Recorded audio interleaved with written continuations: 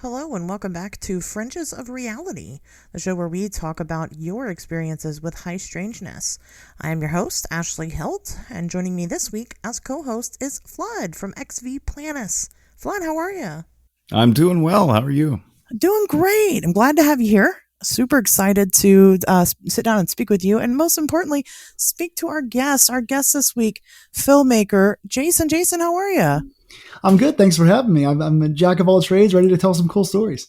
I'm excited to hear him. I already kind of know, right? You gave me a little bit in the messages. But before we get there, do you want to just share a little bit about yourself, maybe a little bit about your background, things like that? Absolutely, yeah. So I kind of bleed the artist gene. I kind of try to dabble in everything creativity wise, I guess I should say. Filmmaker, like you introduced, thank you. Writer, producer, director, actor, editor, all the fun things. Very little money. It's a good time. Yeah. Also an author. I've got 6 books published, 2 of which are poetry compilations, and then a bunch of horror stuff as well. I do some photo shoots. I have a YouTube channel. I've got a self-help blog. I do a bunch of theater acting as well, theater acting and producing. And I don't sleep very much, so I have no hair, and I don't sleep because being an artist is always a fun time. Next time I'm going to ask for a list of what you don't do. How about that? Yeah, that's a much shorter list. No, that's okay. Now I definitely appreciate you coming on. You and I became mutuals over horror, which probably you hear that a lot, right? Yeah, honestly, I mean, most of the variants of what I do in terms of coverage, or I also write for pophorror.com, and I do a bunch of other like film review stuff, and a lot of what I do, both in creatively, kind of organically and reviewing wise, all comes from the horror, drama, psychological thriller kind of genre. So horror is definitely something that I grew up with, and that's going to kind of even tie into our story. So I guess that's called a segue on the air. So that's exactly correct. And that's what I was getting at. I was just kind of wondering, before we get too deeply into it, do you think that your real life experiences have influenced you as a horror creator?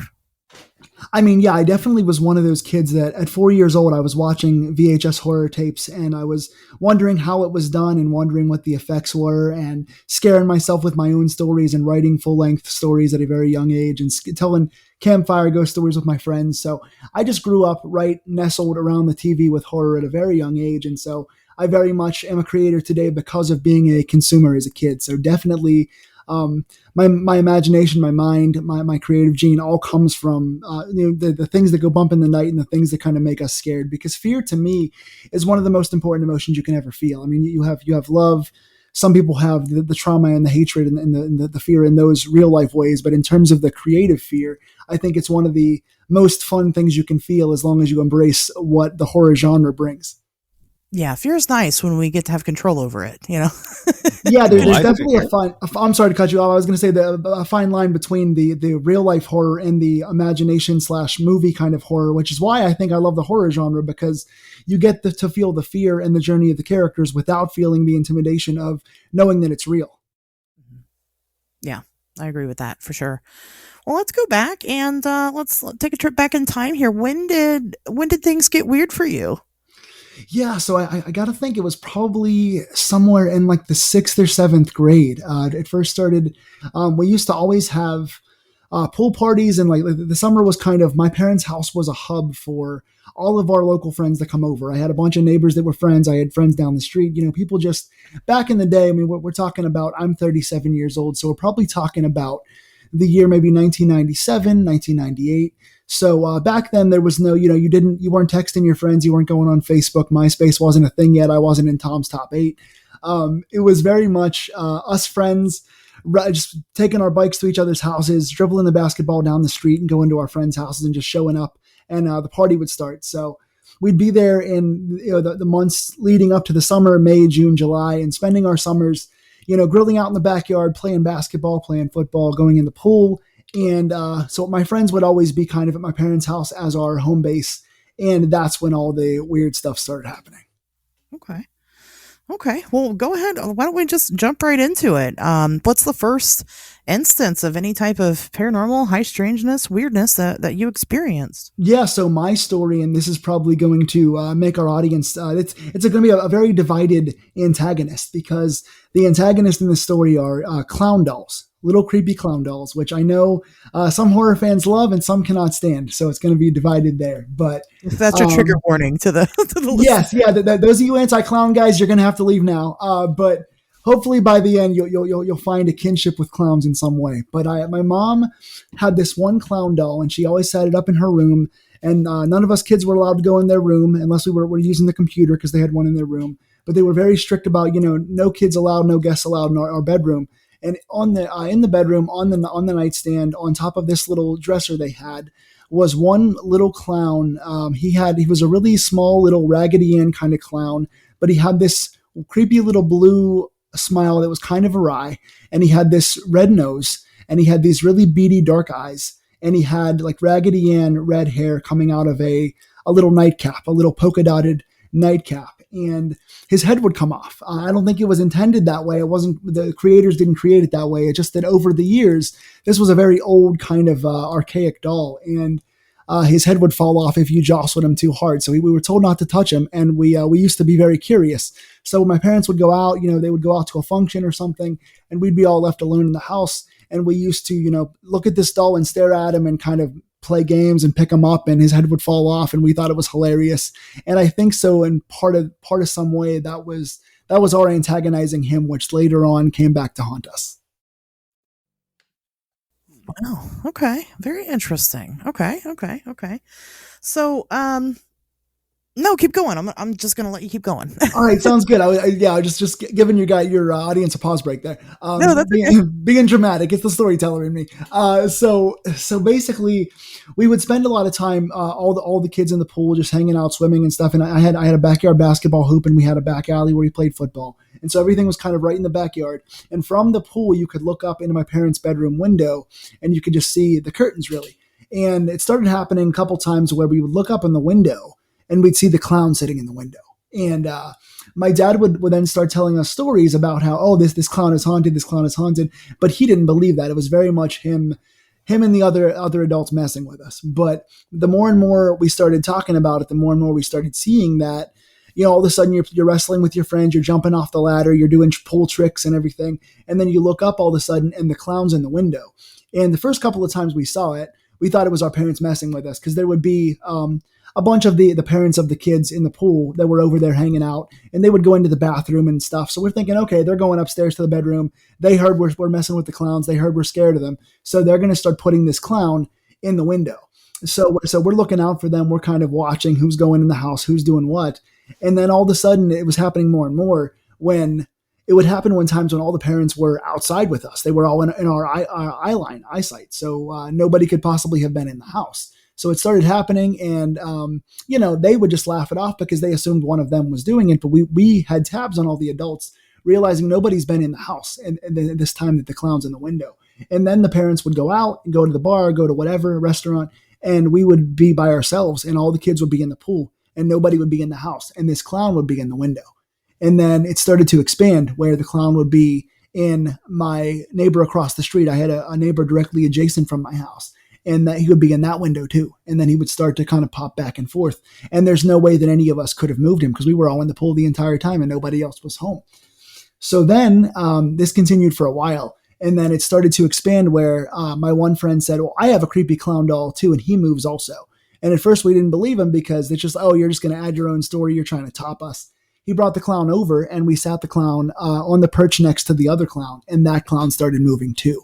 And then my friend had a little stuffed blue dog, like a Blue's Clues kind of blue dog. And he said that his dog was creepy. And we're like, why didn't we hear this before? You're just adding to the story. And he brought the dog over, and the dog started moving too. So then by the end of the summer, we had 3 different moving objects sitting in my parents' bedroom, and they would just move all the time. And the moving got worse and worse. And we couldn't always determine whether anybody could have moved it. But a lot of times we know for a fact that nobody else could have moved these clowns or dog by the end. Wow. It sounds like to me this is something that kind of started off as sort of funny to you guys, sort of fun, right? Like you said, you suspected maybe, it was one of the parents moving clowns all around, things like that. And then it just kind of progressively got worse. Yeah, I'm one of those kids that always loved to be scared whenever I had the confines of safety. Like I said before, the fine line between real life fear and horror fear, like movie fear. So we would close the bedroom door and turn the lights out and stay up all night watching movies and tell each other ghost stories. And we love to be scared in that way. I was a descendant of that too. My mother and my aunt would do the same thing in their house when they were kids. So we just love to write stories and tell stories and stay up all night scaring each other. So we love that kind of stuff. So when it first started happening, it was like, oh, this is interesting and different and fun. And all the kids would at first we kind of blame each other like, oh, I bet it was you. I bet it was you. So it was kind of like the Among Us, what the kids are playing now. Everybody's sus. Yeah, exactly. So it was like, we're trying to figure out which one of us is doing this. And then by the end, when all of us are sitting in the pool within arm's length of each other and nobody has gone in the house, now we're seeing this happening more and more often. Now we're starting to really get scared because now we know that it's not any of us. And maybe there are a couple times in between, because it would happen almost every day, where anytime a bunch of us would get together, we're trying to think, okay, maybe there's a couple times where the parents are making it worse. They're messing with us. They know we're scared, so they're doing it. But there's times they couldn't have. And I can recall one time in particular where it was just my friend and I. My parents weren't home. It might have been like midnight. And my buddy and I are sitting up in my bedroom watching a movie or something. He goes down to go to the bathroom, and he's going through the dark. Didn't turn the lights on for whatever reason.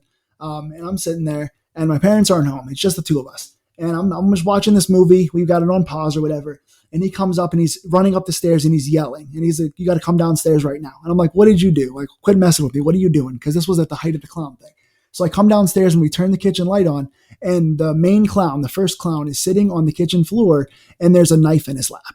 And the knife is pointed upward. And he looks at me and he's like, you didn't sneak down when I was down in the bathroom, did you? And I said, no, I would never, like, even if I was going to play a joke on you, I would never have put a knife there because you could have definitely gotten hurt. The lights were out. You could have really gotten hurt. So that was the first time that we saw the clowns do something with another object or do something that could have actually been harmful to us. Everything else was just kind of moving around. They never took any physical action. We never saw them move in front of us.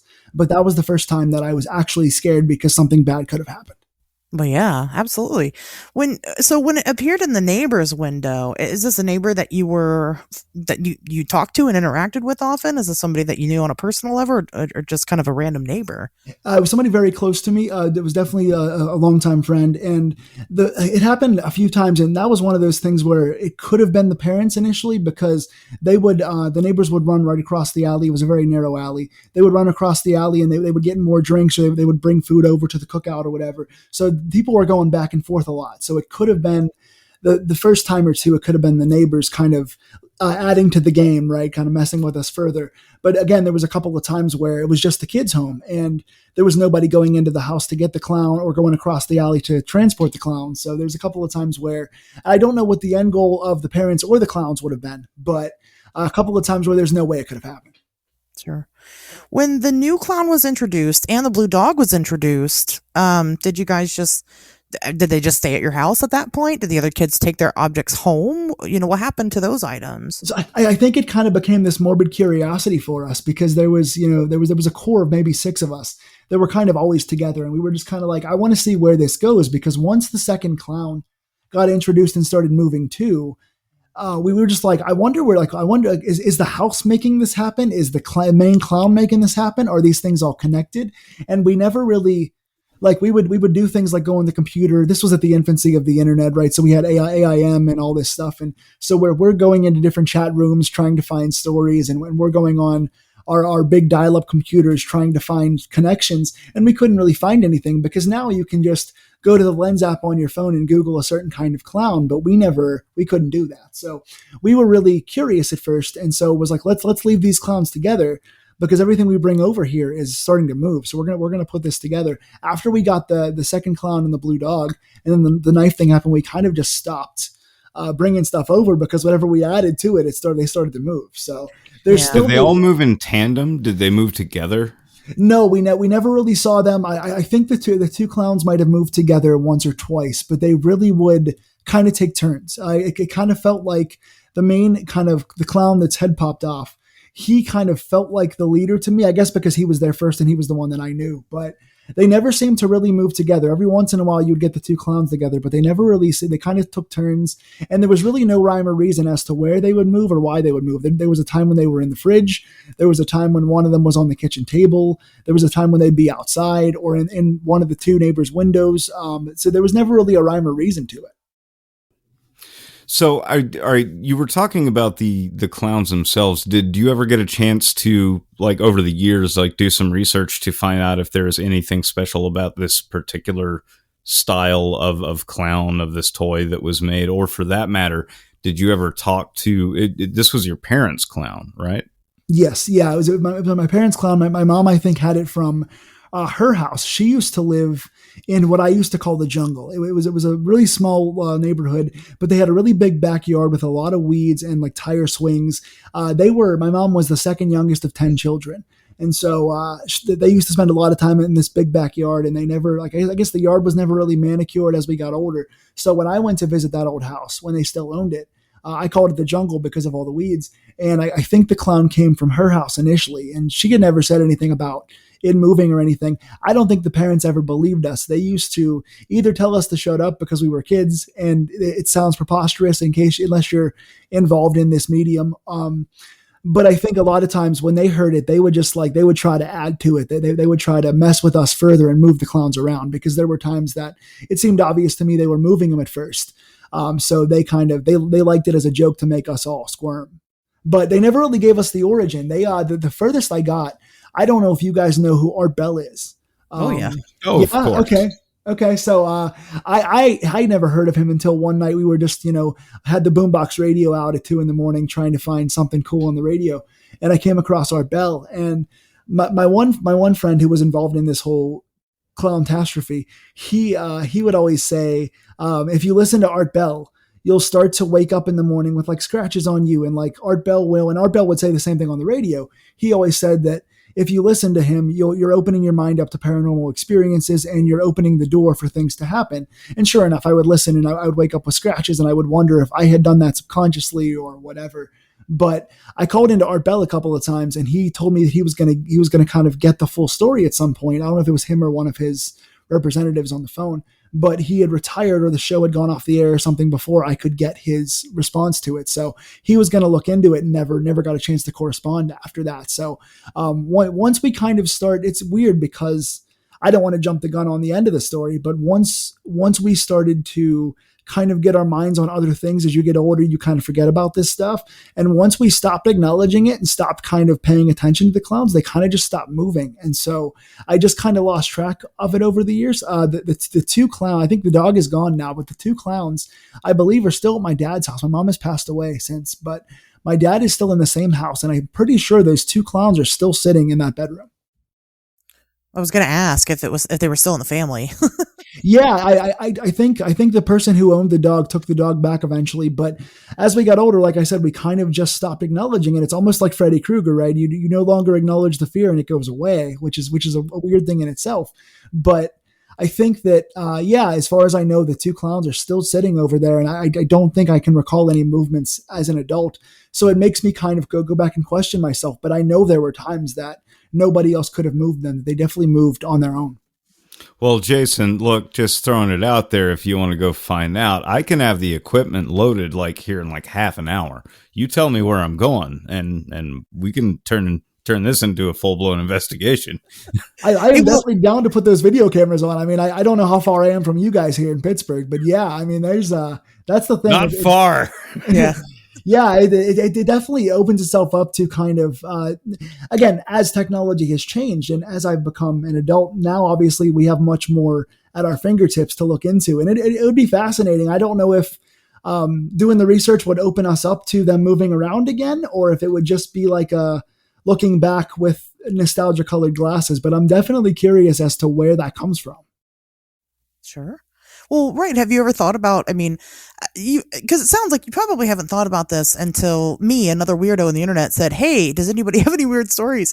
As an adult, have you thought about going and getting the clowns and bringing them to your house and seeing what happens? Yeah, I think part of it was our parents initially never wanted us to touch these clowns in the first place. And I don't think it was because of any haunting thing. I think they have their own property and they're like, kids, leave our stuff alone. But I think like out of reverence for my mom, I think I kind of left them alone because the main clown was her clown. And when she passed away, I kind of, aside from the couple things I took to my house as memoriam to her and like her ashes and stuff, I kind of left that other stuff by itself, or not her ashes. That's my grandmother.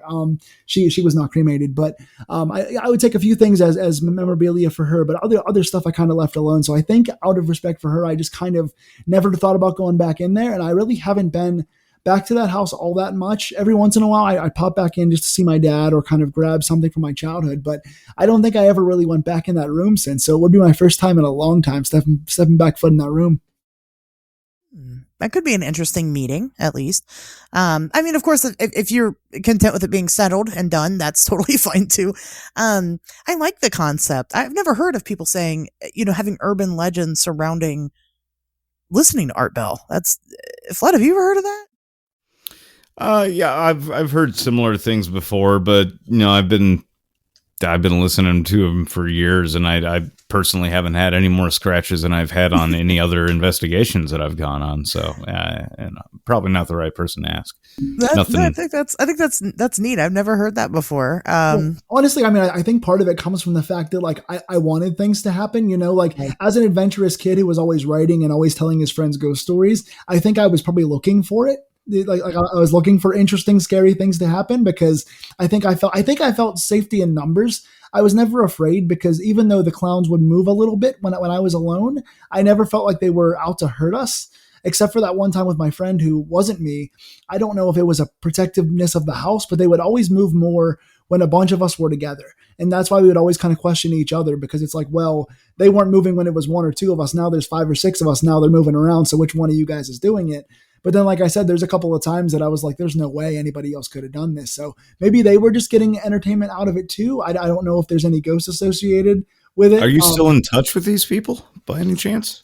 A couple of them, yeah. There's actually several of them and I are still Facebook friends. A couple have passed away since, but a couple of them and I are still Facebook friends. And honestly, I think that we kind of, the only time we've even brought it up in the past, maybe 15 years, has just kind of been like, remember those clowns? Like, what a silly thing that was. I wonder which one of us was moving them. So I think we kind of almost dismissed it as adults because you think differently about these things when you're an adult. Like, I think if these things started moving around now when I live alone, I think I'd be horrified. But yeah, right. Like, at this point, I've had 12 surgeries and I can't move around as fast as I used to. So if these clowns want to get me, I'm dead meat at this point. I'm definitely the first guy to die in the horror movie. So like, definitely not in a rush to have Jason Voorhees come and chop me up. But I think that as a kid, being somebody who was nimble and adventurous and very imaginative, I was along for the ride with this thing. So, I mean, I definitely wouldn't be against kind of reuniting with them or going to see them and just kind of seeing what happens. But it very well could turn into a Pennywise situation where you get together after 22 years and here comes this clown back to life, I was just about to say, like, you have the total Stephen King It setup going right here, right now. Yeah, it's insane to think of the parallels, and I had not even seen that movie until that stuff had happened, probably. So it's really interesting. But yeah, it's weird how the passage of time kind of matches up in a way with that story. It's crazy. And it's almost to the date. No, right. So if you start gathering everybody around, then you're going to have to battle a giant alien. Well, now I can't take a bath because I'll float too. Exactly. Yeah, I mean, I would be curious, when obviously all this was happening and then, then it stops, right? Then you guys, like you said, you just kind of, life just kind of goes on. Did you ever revisit the topic with any of these people later in life?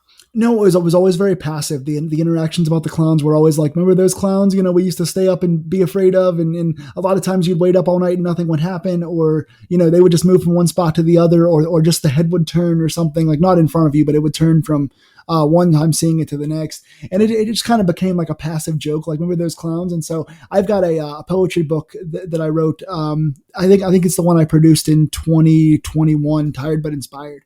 And I've got a poem in there about how, the clowns, the moving clowns and stuff like that. It was a reference to my childhood. And I think most of the interactions now, I think we all kind of doubt it because we're adults. But like you said, when somebody else is looking for a unique ghost story and it kind of reframed it for me and was like, oh, I wonder if anybody else has had experiences like this. And so I guess my first question to you guys would be, is this the first experience of this type that you're hearing? And are there any parallels between my story and other guests, if you can divulge any of that? Flood, you want to go first? But where are the clowns? Send in the clowns. I'm sorry, I couldn't resist. So far, you've done this to all the guests that you've interviewed. Guy, it's somebody, breaks me into song. I honestly can't help myself. I'm on a musical kick these days. I didn't know it was going to be a sing-along podcast. I wish I had a better voice. Yeah, I forgot to send you the lyrics. My bad. It's okay. I'll come back for the reprise. No, it's okay. My MIDI keyboard isn't working right anyway, so I can't cue the samples. We'll just we'll pass on the song of this one. That'll be for the super deluxe end of season version of this episode. This will be on the Patreon. If you guys pay enough money, we'll sing for you. So, like, the thing with me is, I guess it's not the clown thing that bugs me, because, I mean, well, let's face it, I am a clown. But it's more of the haunted doll thing, and this is a trope in the paranormal that I find really fascinating, because I've experienced it myself, and you always think it just sounds like too corny and too Hollywood until it happens to you, and then it's a little bit more of an eye-opening experience. Porcelain eye-opening, the kind that never blink and just constantly stare at you as you move through the course of the room. Sorry, I'm having some flashbacks right now. But no, this is interesting, and I would be very interested to see what would happen if you were to return to this area and have access to these clown dolls. Whether or not you could reunite people for a full-on Stephen King remake here. I think it would be really fascinating to see what would happen if you tapped into that, now that you've gotten a little bit older and your perception has changed. But obviously this has stuck with you, Well, I mean, I imagine the ghosts have gotten older too, and I'm not sure if they've had surgeries as well. So I'm guessing the ghosts are slowing down a little bit too. But it's interesting. I don't know. I think time works differently over there. So don't bank on that one. This is true. But I wonder if, and for me, and again, there was always a fine line for us between knowing what we were seeing in front of our eyes was real, because it very much was at certain points, and then also kind of wanting to defer it to the adults. I think we enjoyed all being scared as kids, but also enjoyed the fact that maybe our parents were behind it, so we were still safe amongst the fear. But then also, when we knew things were happening, aside from that one time, there was never any kind of harm brought to us. They never moved in front of us or anything where we could see them. So it's very interesting, and I kind of wonder to some extent, and again, I don't know if you guys have heard stories like this in the past, can your imagination power these things? Can your imagination, obviously you can't, you're not just seeing the clown in the window if the clown's not there, but can your imagination kind of power these things to happen, kind of will them? That's a good question. So personally, I'll go ahead. And, I don't subscribe to the idea of haunted objects in and of themselves. Actually, we just talked about this. Well, I guess I shouldn't say that. We talked about it in a recent episode of the Wednesday show. I feel like objects aren't haunted. There's a haunting happening that affects the objects. Can that be something like imagination? Well, sure. Yeah. I mean, in a special set of circumstances, you've offered that explanation up a couple of times. It could have been somebody. But I think that is a lot of wishful thinking as somebody that's having a scary experience at the time, right? Because you also said, well, there's times where it couldn't have been somebody. So I don't think in your case, in your case in particular, it could be the imagination, but I think that some people could take it on the flip side, right? They have this scary doll and it moves around the house, right? It is the parents, it is the friends, and they can account for every single time but there's people there, but they want to believe so badly that they're going to say that it was the object itself that was moving around. The power of our minds is very strong, right? So in your case, you are trying to reason it away, but then you are also admitting that there are times where it couldn't have been. Whereas in another person's case, there are reasonable explanations and they refuse to believe that. So that's my take on it.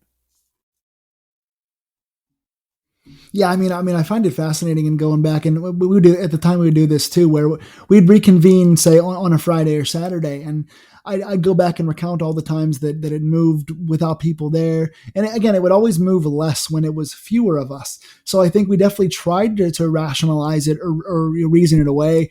But then again, there'd be times where, we're all in the same place. And it's like, well, unless somebody has invisible man techniques, there's no way that one of us could have snuck away to do this. And at that point, you kind of scare yourself enough to go, well, like, we're scared enough now that none of us would dare do this right now because we don't know what we're in control of and what we're not in control of. So it was really that nostalgic feeling of, okay, we're all together, so nothing's going to happen and nobody feels like we're in danger. But also this is really fascinating because we don't know why or what's attached to it. And so like we never really got kind of an answer in Endgame. So I guess our closure was just growing old enough to not pay attention anymore. And so it's kind of a sad ending because there's no real, like, if this was going to be a movie or somebody was going to move these things around, there would be some kind of big ending, and there never really was.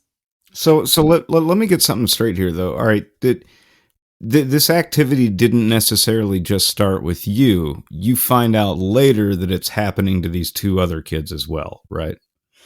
So it started in my mind. It had started with me because I didn't know about their experiences until after the fact. Yes. It was happening. I think it happened the first time with just me, but it was one of those like late night waking up kind of things out of sleep. So I was kind of questioning myself, like, were you seeing things? Were your eyes awake? And then it happened once or twice with just me. And then it happened multiple times with a bunch of us, kids by ourselves. And then once we told the parents, it was happening a lot more. And then all of a sudden, kind of after the fact, one of the kids was like, oh, that clown's really creepy. I have one just like it that moves around too. But that was after he had seen the first one move around. So we didn't know if he was just making that up to add to the story.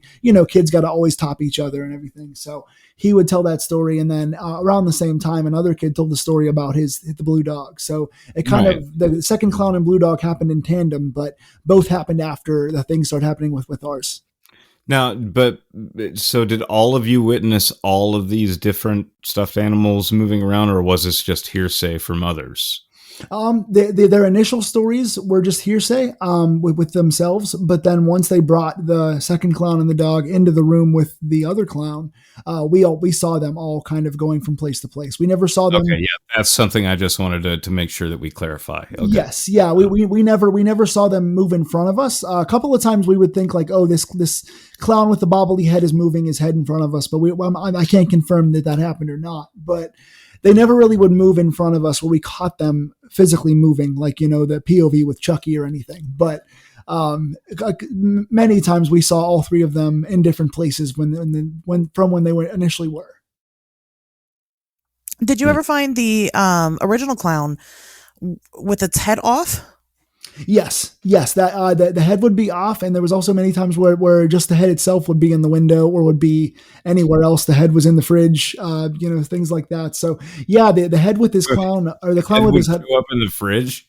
Yes, yeah, the clown, and for some reason it was the two clowns that liked to kind of be in the fridge once in a while, and there'd be times where the one clown would have just his head in the fridge or whatever, and again, it's questionable as to how they got there, but there's definitely times where I'm just like, there's no way any of us could have done this. And if so, someone's really stealthy. But yeah, they would choose really weird spots. They would be on different countertops. They would never be in the pool, but they would be like on the bench next to our pool.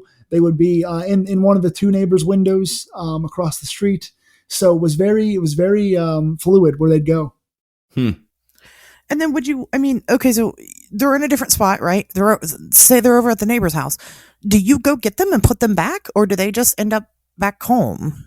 Well, we would initially at first kind of try to tell our parents, like, hey, look, like, we're not going to touch these clowns until you go see them. Look where they are. And they would go and they would look and see the clowns had been moved, and they would blame us and say, why did you guys move these clowns? We told you not to touch them. So they would always blame us unless they were the ones moving them. They would just laugh with each other and just kind of laugh at us. That's how you could kind of differentiate when they were moving them versus when they thought we were moving them. Because when they were in control, they found it funny. But whenever they thought we were moving them, they would yell at us. But they never believed that it was happening. So we would always kind of go get the parents and try to go, look, see, there's proof right there. And they would just yell at us. So a couple times I would just move them back to where they, to the perch they were on. Other times we would leave them where they were and come back and they'd be back somewhere else or back on the perch. Wow. Interesting.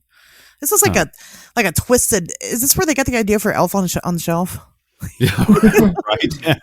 Yeah. The clown in the town. Yeah. Now we're traumatizing our kids on purpose, like right? Yeah, there's some things with the Elf on the Shelf thing that I find cute or whatever. There's certain little ways you can pose this elf. It's like, okay, I kind of understand that one, and there's some that's like, this is just creepy. This is weird. Yeah, there are some really extreme parents out there. It gets kind of off the rails. It's always just creepy and weird. There's nothing else beyond that. Now, Jason, out of curiosity, I'm wondering, is the area where all this happened, and this is in Pennsylvania, right? Yes, yeah. This is in a very small borough of Pittsburgh. Okay. Is the area known for any other strange phenomena? Are there any other local lore or legend that might be able to kind of point towards some of the experiences that you had? Yeah, so Pittsburgh is kind of steeped in horror in a lot of ways. Pittsburgh is a city of many graveyards. Obviously, this is where... Great name for a death metal band, by the way. Steeped in horror. Steeped in horror. I'm sorry, please continue. Yes. Well, I mean, if you can send me some good musical stuff, we can start recording songs for our new band. It's perfect. Oh, hell yeah. Dude, I got an 8-string right here. I will have a demo to you by the end of the week, brother. Well, listen, I only got 5 fingers, so I can't play 8 strings. But yeah, it's very interesting because Pittsburgh is very much George Romero, obviously, Night of the Living Dead, Dawn of the Dead were shot here locally. Mm-hmm. Probably about 20 minutes from where I live. So we definitely have the whole zombie lore, Flesh Eater, all that stuff. John Russo, the writer of the zombie novels, and of course Night of the Living Dead and all that. So Pittsburgh definitely has always been a horror town. A lot of our local creators here, other filmmakers like myself, make a lot of horror movies, make a lot of homages to the zombie thing and all that. So we have a big horror history here. In terms of the real life legends, I know I don't know them intimately, so I can't give very many details, but I know there's one about a couple tunnels locally, like you go park in the tunnel in the dark and you scream, and there's an echo that screams back to you and stuff like that. I don't know. I forget exactly what the names are, but there are 2 or 3 tunnels that are considered to be inhabited by ghosts, or something's bad supposed to happen, like bad luck's supposed to happen if you stop in the middle of it. There's supposed to be another tunnel where if you go in, there's like lights on the tunnel, like lights at nighttime that kind of automatically trigger and then go out, and that's kind of a sign that something is in there with you. There's a couple of those. There's also 1 or 2 of the graveyards people say are haunted. There's never been any documented proof that I know of, but people just have their own kind of personal lores. So when it first initially happened, our parents had told us that their house was kind of, what's the word? I guess erected over a graveyard, which I don't think is true. I think they just kind of wanted to add to it. My dad also told me that classic poltergeist trope. Yeah. And then my dad also told me at one point that my Uncle Martin was in the attic. His corpse was in the attic. We actually had no attic in the house. He just told us that to scare us. So my parents, very much like me, like to create ghost stories and make them scary for us. So a lot of what they told me about the local lore is all just blatantly made up. But yeah, I would hear from people that certain graveyards and tunnels were had surrounding ghost stories, and they weren't all that far from where I live. They probably were 20 to 30 minutes from where I live. Nice. Yeah, it's part of the Appalachian Mountains. So it's old lore. It's got a bunch of old lore in that area. Right. And of course, the city of rivers and all that too. We've got a ton of bridges and the 3 rivers downtown that meet. And so it's definitely, you're surrounded by really badly paved roads and bodies of water. And so there's all kind of lore about the bodies in the river and the bodies in the tunnels and all these things, because Pittsburgh is a city of really bad topography. So you can make up whatever lore you want to excuse how bad the road crews here are. And you guys have one of the Toynbee tiles. I think one of the very first ones was found in Pittsburgh, I believe. I'm sorry, what did you call that? The Toynbee tiles. I thought you just got tongue tied and sneezed. I don't know what you said. I've never heard of a Toynbee. I couldn't even spell that if you asked me. No, Toynbee. So it's Toynbee. The Toynbee tiles have been dropped all around different places of America. They're like these little like license plate size things that are stuck into the cement.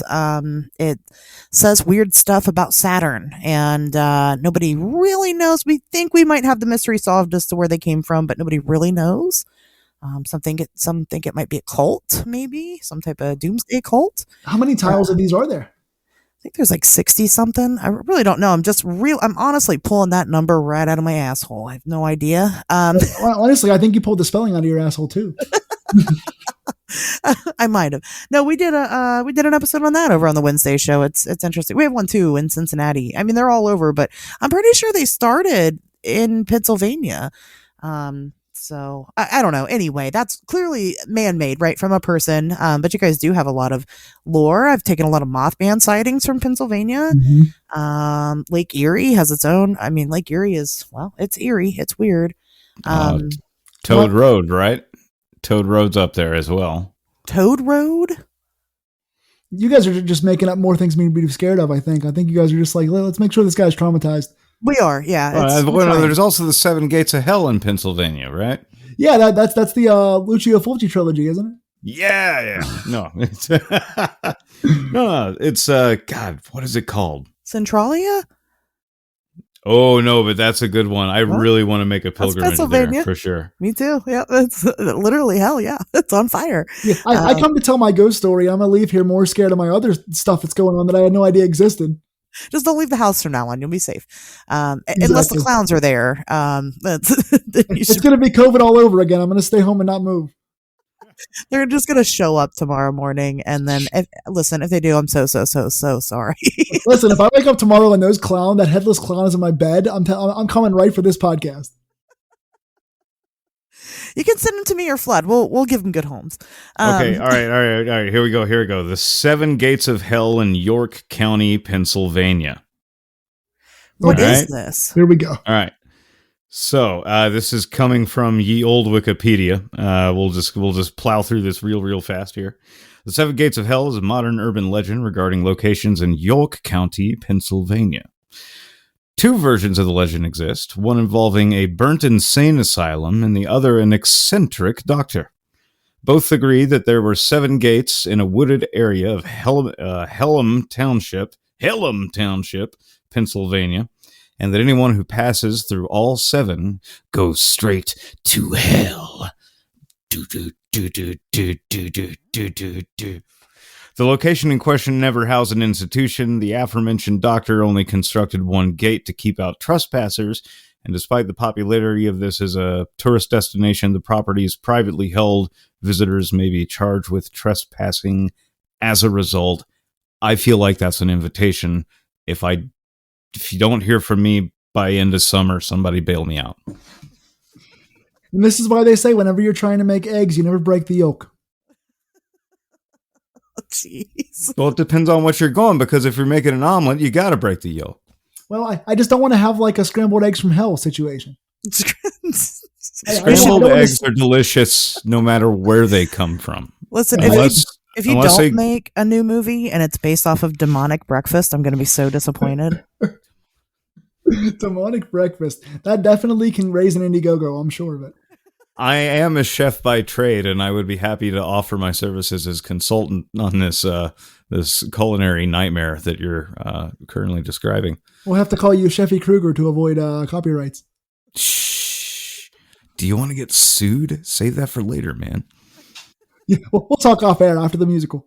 Yes, absolutely. Oh my gosh! So just to kind of reel it back in a little bit. Have you had any other abnormal experiences in your life? So the only other thing that I can equate to anything similar to what we're talking about is just the Art Bell stuff. I became fascinated by just like listening to, and actually I think I got this kind of reaffirmed by watching Psycho 4, because in Psycho 4, the beginning, the prequel, is when Bates is on. If you have seen it, Bates is on the radio talk show talking to the radio DJ about matricide. And so they're Yep. having this really intimate radio conversation that's all done by voice acting, and it's all creepy, and they're both excellent actors. But it reminded me of like, oh, you can stay up because I'm an insomniac who still to this day doesn't go to bed at night. I've always been somebody whose mind is too active to sleep. Go figure. Yo, Yeah, right here. very much that. And even now with 18 jobs, I still don't sleep. So Right. it's very much for me. It was always, well, I'm going to be awake anyway. I might as well channel this into something fun, right? So I would either be on the computer writing, or I'd be listening to the radio, or both. And so I got steeped in the Art Bell thing for a while. And the more and more that I would listen to him, and he talked about like, the more you listen, the more you're going to have your mind open to things.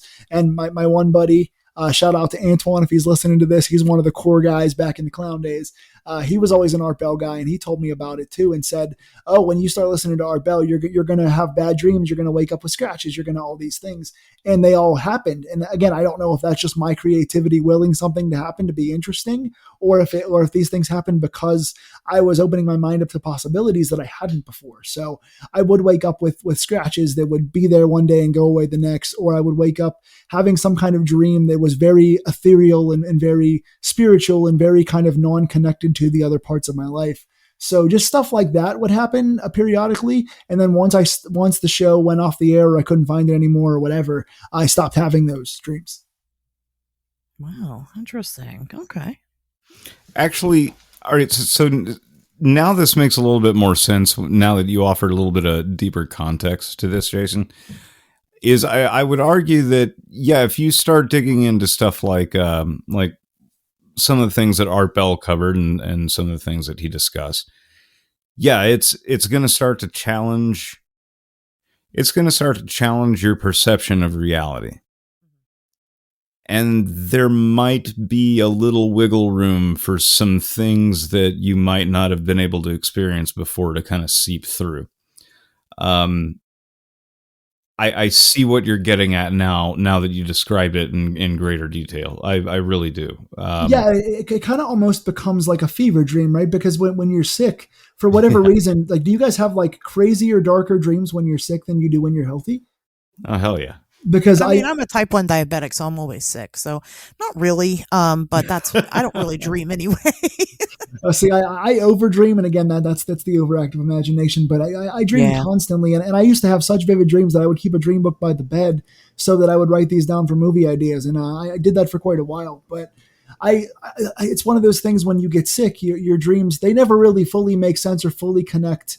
Because you're talking to somebody from grade school, and then you're in your high school, and then you're suddenly in a place you never were before, and you have friends that don't know each other they're talking in the dream, and all these different worlds would connect. And I find that when I was sick, things would get darker and weirder. And I think it's almost like the chemical makeup in your brain changes, and your body is focusing on self-defense from the flu, and it's opening you up to some kind of different world because your body is focused on something else. And I think it's kind of like that with your mind too. When your mind, like when you go to bed and you're talking to a friend on the phone before you go to sleep, they're going to probably be in your dream. Or if you're watching a certain show on TV, a character is going to be in your dream. So you're opening your mind up to a certain thing. And so whenever your mind is either focused on darker things or focused on nothing entirely, these different worlds kind of collide and suddenly pop up in your dream where they wouldn't before. So it kind of makes sense that you're partially willing these things just by osmosis, by being closer to them. Oh, that makes total sense to me. The further down the rabbit hole I go into all of this, like the whole range of paranormal, the more I start to realize that this might be a little bit harder to label than we ever thought possible, because it all has to do with consciousness. And because each of us are individuals and our consciousness are varyingly different, things are going to be weirder or stranger or just very, very different going from person to person. But I do think we're starting to see an increase in activity. Yeah, I imagine with a podcast like this, you guys get a wide swath of different things from different people. And again, that'll probably also kind of opens your minds up to different things that happen in your life and kind of changes perspective on things. Because sometimes, you get those kind of innocent ghosts that, like, my aunt had passed away in her house. and I eventually bought that house when she passed away. And so her spirit was in there, and I was kind of coming in openly expecting to get her around the house because my mom believed in spirits a lot, and I always did. And she would always read the Sylvia Browne books and say what you want about Sylvia Browne, how authentic she was or was not. But my mom would always read those books, and she was big into dreams and big into spirits. And so I always kind of followed that same path because of getting it from her. And so I expected my aunt to kind of be in the house. And again, like, who knows what's going to happen? Is she going to is she going to have a vendetta? Is she going to be angry about something? Is she going to be happy? And really all I would see would be like coins on the ground or, things. She would have this. That's actually a good segue into an experience I had. It's much less potentially trepidatious, but it's interesting that I had this. Excuse me. I had this clock, and the clock never worked. It was her clock, and my mom said that it worked until the day she died. She always said, this clock used to always work. And when I went in because she was cooking something in the oven, and my mom came in. My mom was her next door neighbor, and she was also the executor of her will because she knew my aunt was getting sicker, and my aunt was on a lot of medication. So my aunt had passed away with the oven on like 400 overnight, and thankfully the house didn't blow up. So we got very lucky in that. And long story short, my mom said that the clock in her house always worked until the day she died, and it's just stopped working. And then I bought the house maybe 6 to 8 months later, and the clock still didn't work. But then a couple of years in a row, I noticed that for whatever reason, on the day she died, the clock seemed to work. The clock just seemed to work on that one day, and it wouldn't work again. And so the second year or third year, I started looking for it. And for a couple of years, it would work on just the anniversary of her passing. And it wouldn't work on any other day. And that's all we ever got from it. Nothing else ever happened. But I thought it was so interesting that this clock would only work on one day. That is interesting. I have an experience with grandparents and clocks. Both of my grandfather, who's actually my step grandfather, and my grandmother. With my grandfather, his watch stopped at exactly the time that he died, and then my grandmother, she had this really old type of like cuckoo clock, and it stopped on the date the exact time she died. So super weird. Yeah, I don't understand the connection between clocks and their owners, but apparently this is like a thing that happens. I don't know. I always found it like it would make sense to me that a clock would stop when someone passes. Not exactly on the day they die, but obviously eventually, if it's a clock that needs maintenance or anything and it can no longer be maintenanced, then it makes sense to me. But for it to stop exactly on that time and then kind of never work again, and then in my case work once a year, like I don't know if I just wasn't being cognizant for other times for it to work, but it's just crazy to think that it can just kind of pop in and out like that. Yeah, that is really interesting. But you were saying that your mom was like into like the spiritual stuff. So it's kind of shocking to me, I guess, that she never really took the clown thing seriously. Yeah, no, I mean, I think they just kind of all thought that, because a lot of times when like a lot of the big moves would happen, they wouldn't be around. Like they would be out somewhere and come back, and we'd tell them about it and stuff like that. So they didn't always get a firsthand account of it. The times we would take them to go see the clowns, like, look, the clown has moved, they would assume we just moved it and then went to show them because we were just trying to prove something or mess around or whatever. So I guess it was just a matter of us all being, 14, 15, 16 years old and just like, oh, we told you guys to stay out of there. So why are you guys messing with this? Because kids are going to be kids. But we never got taken seriously about it. And I swear to this day, I mean, of course, there are many times you can explain these things away, but there are definitely a solid handful of times that I know for sure it wasn't us. Yeah. Very interesting. Do you have any other weird stories throughout the course of your life?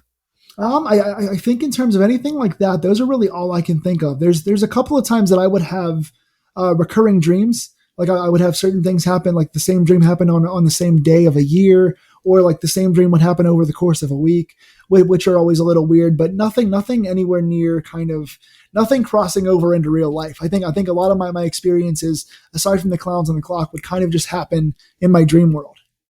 Okay.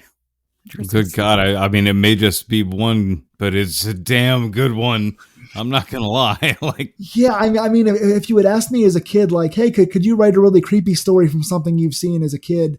I'd be like, oh yeah, like creepy dolls or creepy clowns or creepy serial killers in the woods or whatever.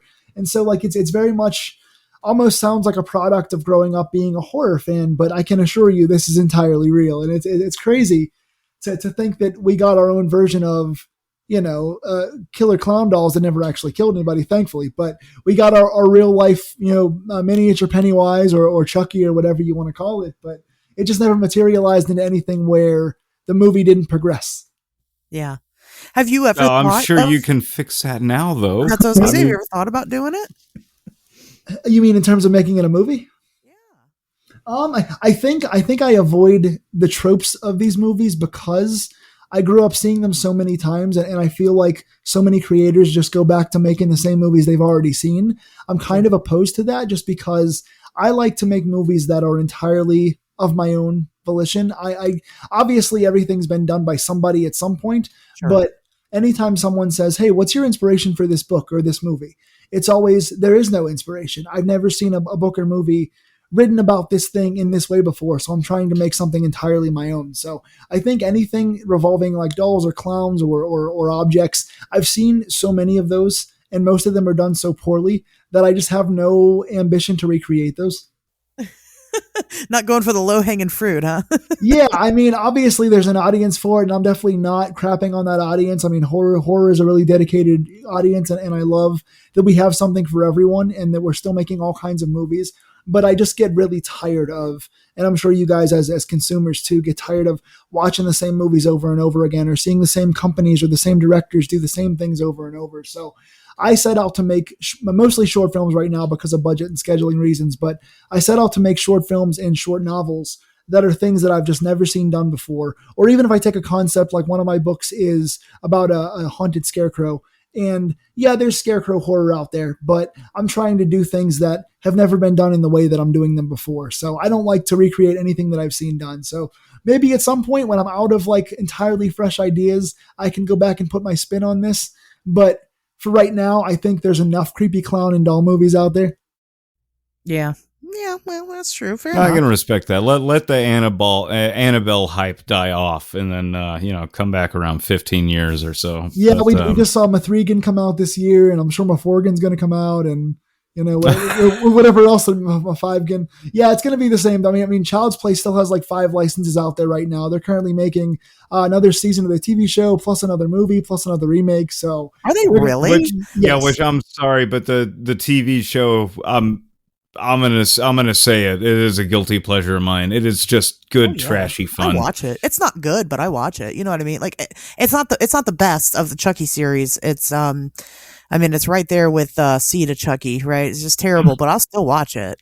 Well, I just love that it's the creator himself doing this, and he's just, screw it, man. I'm just gonna have fun with it. He is, yeah. Well, that's the thing is I really found myself enjoying season 1 of the Chucky series because it was a combination of, okay, we're going to consider this kind of canon for the sequel for Curse of Chucky.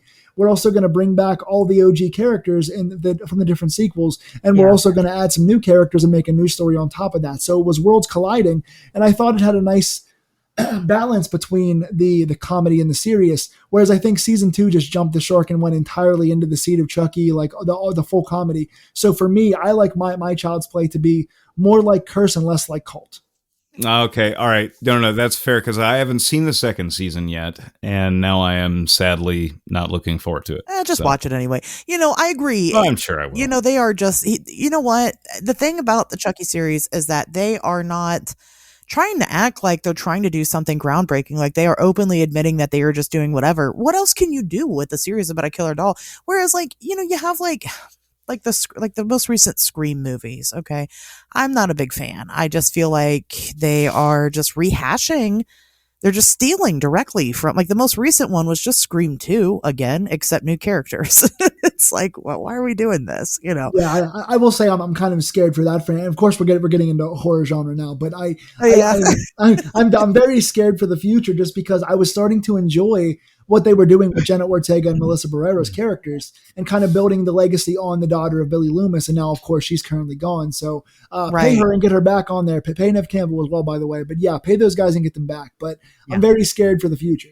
Yeah, we'll see what happens. But, but at the end of the day, my favorite horror is always going to be the really gritty, nobody's ever heard of, obscure B movies. That's my flavor right there. So all the trauma, I've said it before on all the other shows, I'm sure at this point, trauma for life. If you're not supporting trauma, you just don't belong here. I don't know. It's Yeah, I think there's such a nice niche for, and it's turned into a much wider niche than it used to be, obviously. But I love Charles Band. I love Trauma. You know, that whole company. They're just those good. They're all doing really unique stuff, which is really cool. they are. And a lot of times, even if they're not unique and they're just doing Puppet Master 12, they're still kind of fun. You know, they're still a good time. And that's what you said about the Chucky series too. It's like the original Good, creators are like, we're just going to trashy we're just going to keep adding on to it. And if you guys like it, you're going to like it. If you don't like it, don't watch it. But there's you know, you can always build on that legacy. And I guess that's what my clowns were trying to do was build on the legacy. And I didn't let them go all the way. Well, I can appreciate that. And I appreciate all of those genres as well. But as for me, tonight I'm going for hyper gore French cinema when I get done talking with you fine folks. What do you Is that watch? high tension? That's what I was going to say. Yes. Yep. Yes. Have you seen it before? I have. Oh, God, yeah. I own it. It's a very good one. Me too. I own 2 copies of it somehow. I bought it twice on accident. It's fine. Yeah, all of my stuff has been in storage for the last 8 months, and I finally got most of my movies back, so I'm going to finally like nestle in. And yes, as disgusting as it sounds, I'm going to eat pizza while I watch the unrated cut of Hot Tension. Love Yes. it. Yeah, Ashley, you know what you can do is you can take all the different copies you have. You can keep buying the same copy and then putting them all around as license plates all around different cities in the world, and you can create your own little. My own Toynbee tiles? Yeah, I couldn't say the word again because my mouth can't contort myself that way. But yes, you can start creating your toilet tiles, whatever the hell it's called. Love That's a it. good idea. Well, I own some movies. I have 2 copies of Cannibal Holocaust too.